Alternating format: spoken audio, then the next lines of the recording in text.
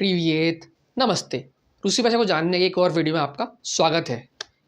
पिछले वीडियो के दौरान मैंने आपको जो रूसी भाषा का एग्ज़ाम होता है वर्क परमिट लेने के लिए पेटेंट, उसके बारे में बताया था। और हम उससे पिछले वीडियोस में हमने जो रूसी भाषा का जो एग्ज़ाम होता है ट्रिकी, उसके हमने जो पुष्किन इंस्टीट्यूट का सैंपल पेपर है वो सॉल्व किया था। लिखने का, पढ़ने का, बोलने का, सुनने का और ग्रामर का वो हम देख चुके हैं। इस वीडियो से हम शुरू करेंगे जो प्रश्न बैंक रूसी सरकार ने उपलब्ध कराया है ऑनलाइन। इसके 242 सवाल हैं, 25 पेज हैं, उसको हम स्टार्ट करेंगे। और इस वीडियो के अंदर जो है मैं पहला पेज जो उसका है उसमें शायद 10 सवाल है, उसको देखेंगे। और मैं माफ़ी चाहूँगा अगर मैंने कहीं उच्चारण में गलती की हो, क्योंकि ये क्वेश्चन बैंक मेरे लिए भी बहुत नया है। नए तरह के सवाल हैं जो मैंने कभी पहले देखे नहीं थे, कानूनी दाव पेच वाले सवाल। तो अगर मैं गलती करूँ तो मुझे माफ़ कर दीजिएगा। पर आइए चलते हैं और देखते हैं इस क्वेश्चन में क्या क्या है।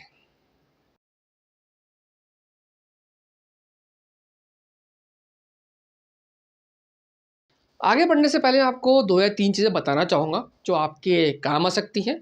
सबसे पहला, आपको जो रूसी भाषा की सिरिलिक लिपि है वो पढ़नी आपको आनी चाहिए।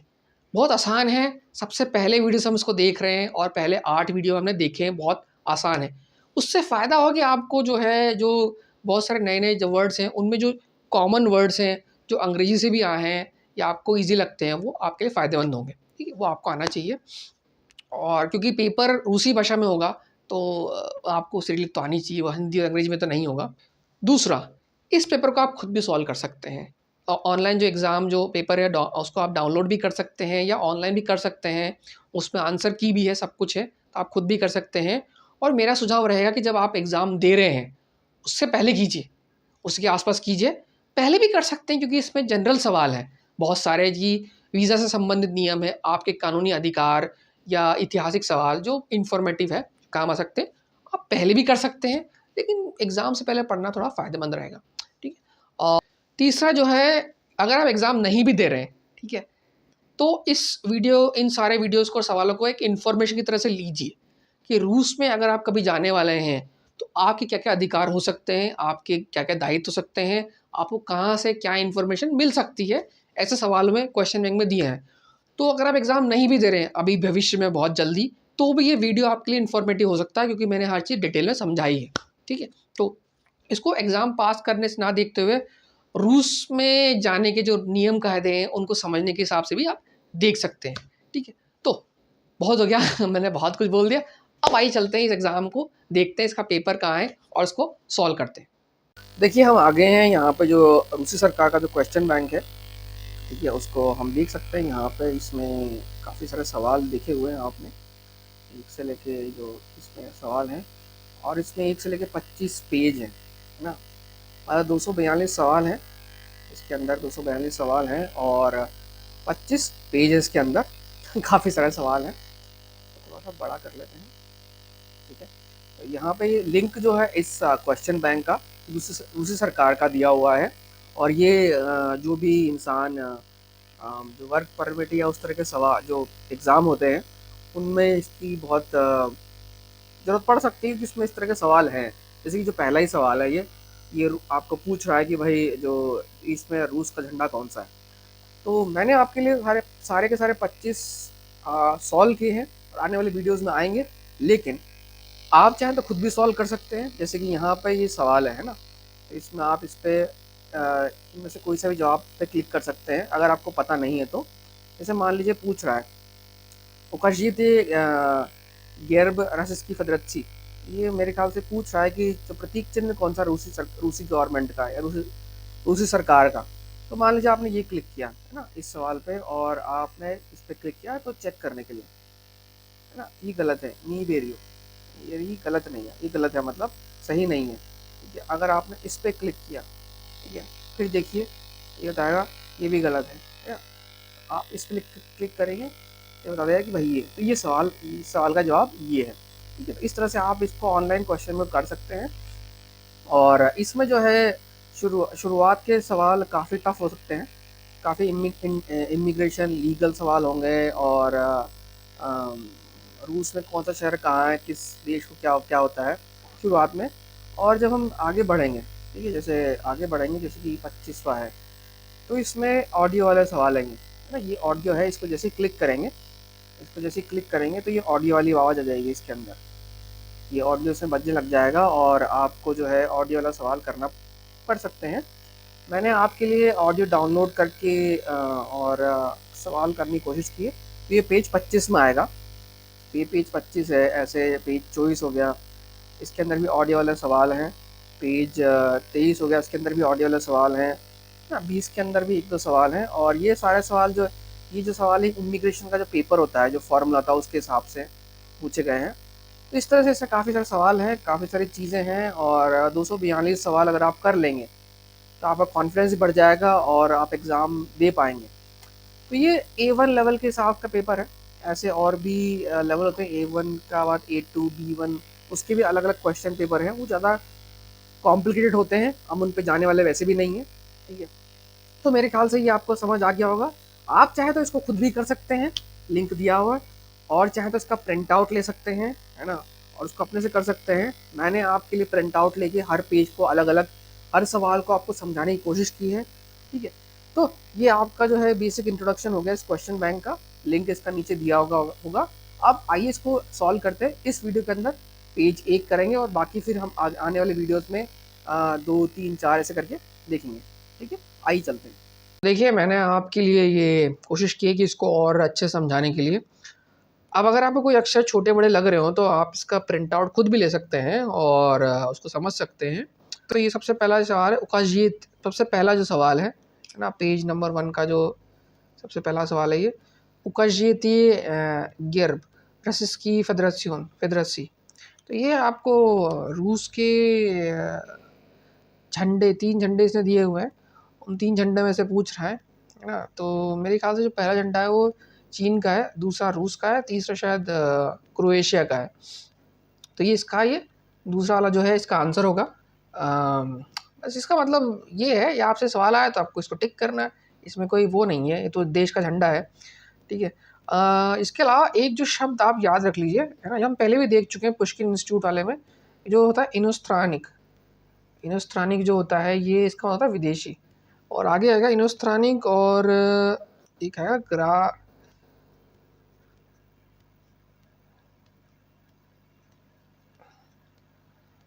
राजदान, तो इसका होता है नागरिक, ठीक है। क्योंकि ये जो सवाल ज़्यादातर हैं उन लोगों के लिए हो रहे हैं जो कि विदेश से रूस आ रहे हैं काम करने के लिए, किसी चीज़ के लिए। तो ये जितने भी ज़्यादा सवाल पूछे जाएंगे वो मतलब विदेशी लोगों के लिए होंगे, ठीक है। तो इनमें जो है, तो ये जो दूसरा सवाल है ना, दूसरा सवाल है पेज नंबर 1 का दूसरा सवाल है, इसमें इनमें नंबर दिए हुए हैं 750 कुछ दिया हुआ है, ठीक है। और इसमें पूछा गया है कि मैंने सारे सवाल सॉल्व किए और आपको समझाने की कोशिश कर रहा हूँ कैसे करना है।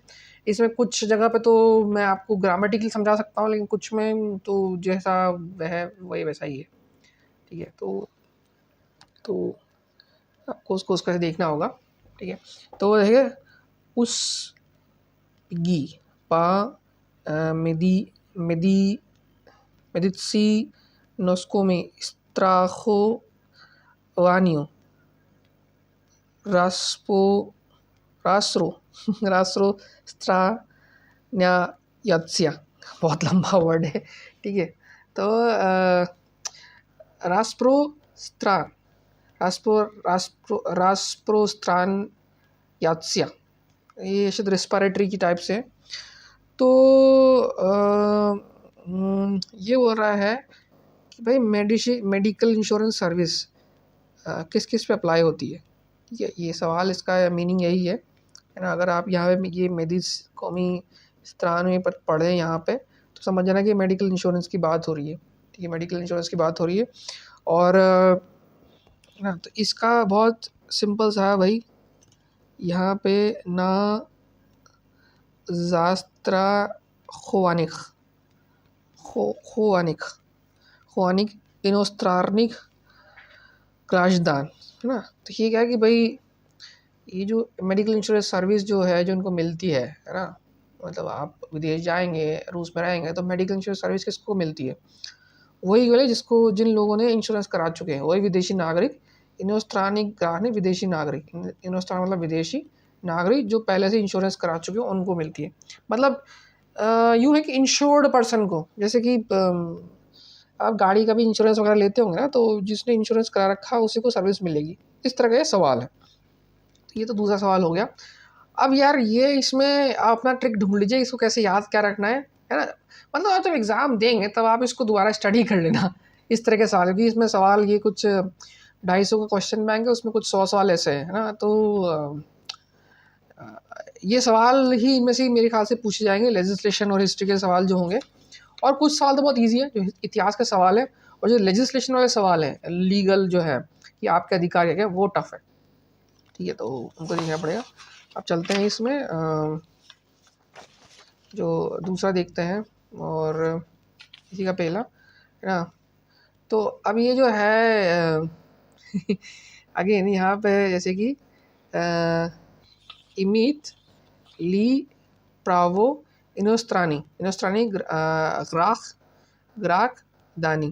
तो ये हो गया इनोस्त्रानी मतलब विदेशी नागरिक, बुस तुपित व ब्राक ना टेरिटोरी रसिस्कई पदरची। तो विदेशी नागरिक ना टेरिटोरी रसिस्की फेडरेशन, रूस की जो ये आपका टेरिटरी या फिर रूस का जो देश है उसमें। तो सवाल ये है कि क्या विदेशी नागरिक को रूस में शादी करने का अधिकार है। ठीक है, ये सवाल है घूम फिर के। ठीक है, और ये जो मेरे ख्याल से जो ये जो वर्क होता है, ये उसका होता है शादी, ये होता है शादी ना। मतलब हमने ये सब चीज़ें पढ़ी नहीं है ये हम कभी डेटिंग वगैरह का जो हम पढ़ेंगे फ्यूचर में, जब कि डेटिंग वगैरह की वोकैबुलरी क्या होती है, उसमें ज़रूर चीज़ आ सकती है, लेकिन हमने ये चीज़ अभी तक पढ़ी नहीं है। तो इसमें 2-3 कीवर्ड्स हैं, वह बार जैसे आएगा समझ लीजिए कि ये सवाल आ रहा है, क्योंकि ये सवाल स्पेसिफिक है। और ये सवाल अगर आपके क्वेश्चन पेपर में आएगा तो इसका मतलब है दा, हाँ भाई बिल्कुल अधिकार है ना। विदेशी नागरिक रूस में शादी करने का अधिकार है। अब उसकी आगे की डिटेल हो सकती है कुछ और, कि भाई किसको रूसी नागरिक से शादी करने का अधिकार है या नहीं, या बाहर के, या दो भारतीय रूस में शादी कर सकते हैं क्या, मतलब इस तरह की चीज़ें होंगी। लेकिन ये सवाल वो नहीं है, सिर्फ ये कि क्या विदेशी नागरिक को रूस में शादी करने का अधिकार है, क्या वो कर सकता है, हाँ वो कर सकता है। ठीक, तो ये सवाल आपको हो गया। इसके बाद आगे चलते हैं, तो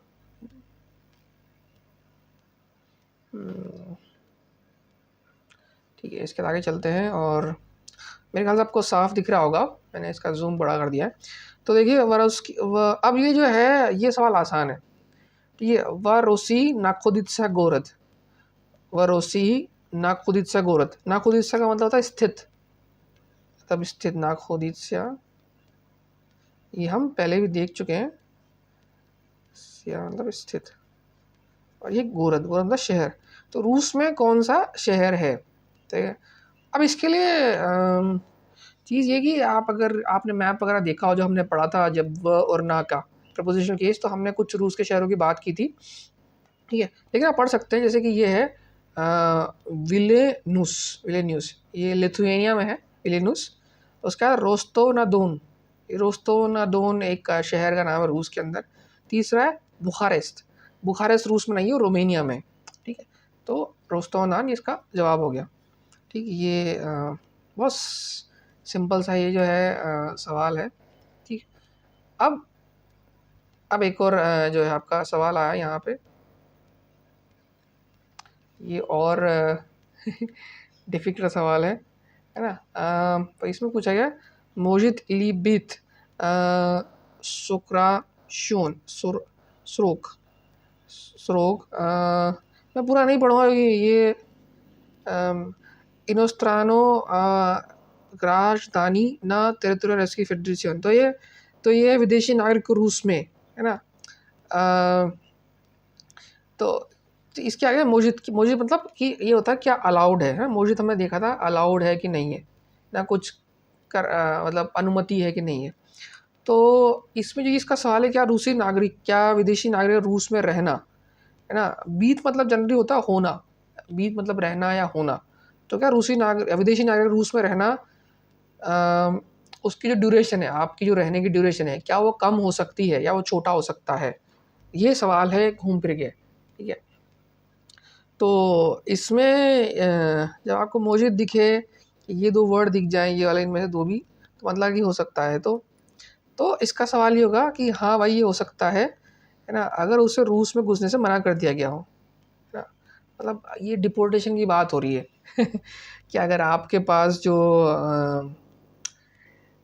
पेपर कंप्लीट नहीं हो तो आपको एयरपोर्ट से मना किया जा सकता है, ठीक है? तो ये इस तरह से इसकी बात हो रही है ना?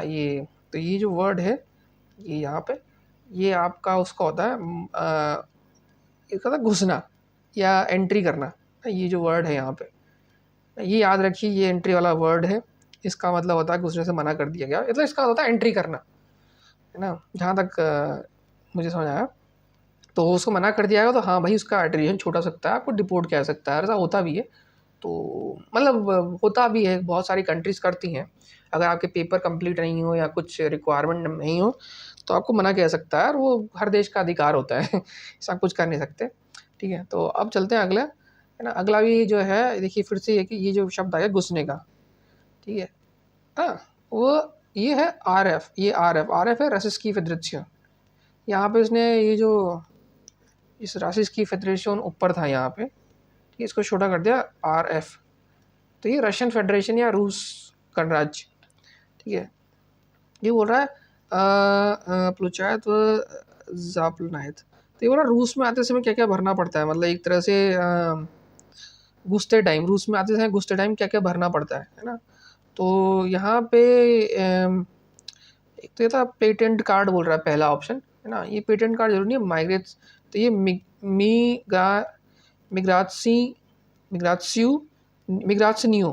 कारतू, तो ये माइग्रेशन कार्ड, जो माइग्रेशन कार्ड है वो भरना पड़ता है।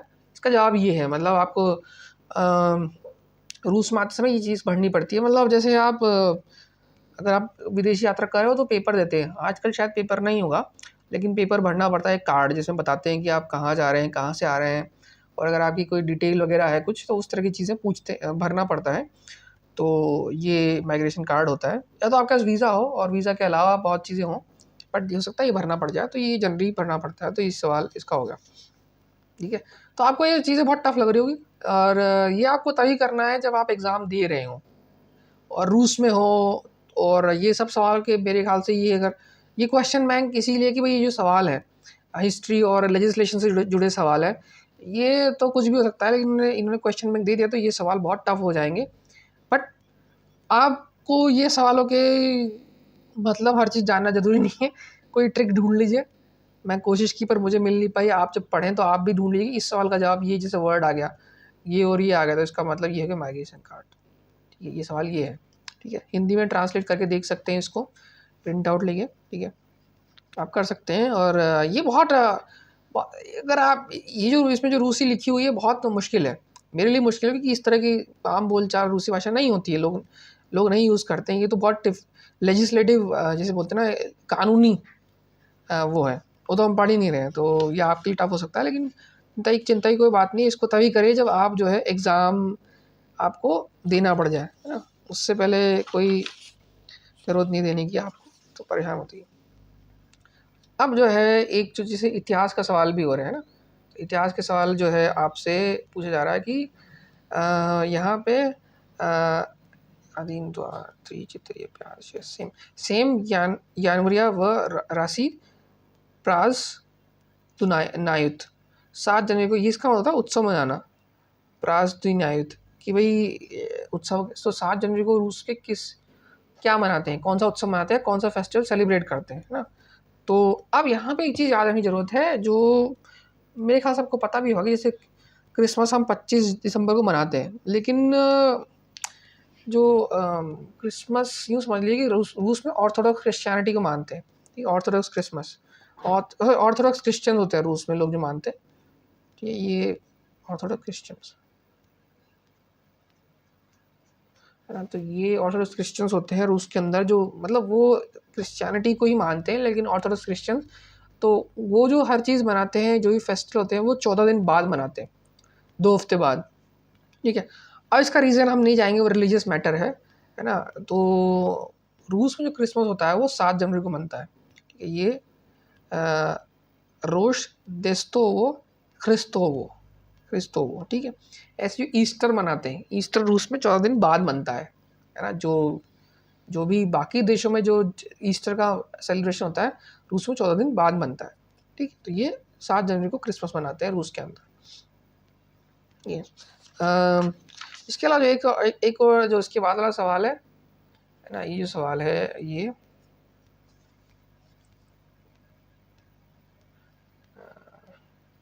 सवाल है, ये भी बहुत कभी मुश्किल हो सकता है इसको बताना। ठीक है, तो ये जो सवाल है वह टेक्निकली काकोय व्रेमनी मतलब कितना समय इनोस्त्रानी ग्राशदानी सॉरी जर्नल माफ़ कीजिए, ग्राख नहीं, ग्राशदानी विदेशी नागरिक मौजूद रह सकता है। तो घूम फिर के सवाल है कि भाई बिना वीज़ा के विदेशी नागरिक कितना दिन रह सकता है रशियन फेडरेशन टेरिटरी में, है ना।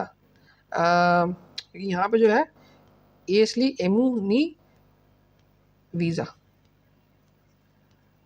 अथवा वीज़ा के बगैर, एसली त्रेबुत्सा वीज़ा, यहाँ वीज़ा वर्ड आ गया ना, वीज़ा की बात हो रही है। तो इसका आंसर है 90 दिन, है ना। ये जो है 90 दिन रह सकता है, कितना विदेशी नागरिक रह सकता है बिना वीज़ा के। अब ये सवाल बड़ा अजीब है कि कैसे वीज़ा के रह सकता है, जा सकता है, बट ये सवाल है। ठीक है, तो आपको बस ये देखना है, इसे वीज़ा वर्ड आ गया तो आप इसमें 90 दिन, ये ट्रिक है कि वीज़ा जो वर्ड है ना 90 दिन आ गया, क्योंकि और मैंने जो सवाल किए उनमें वीज़ा का वर्ड नाम मेंशन नहीं है, तो 90 दिन हो गया।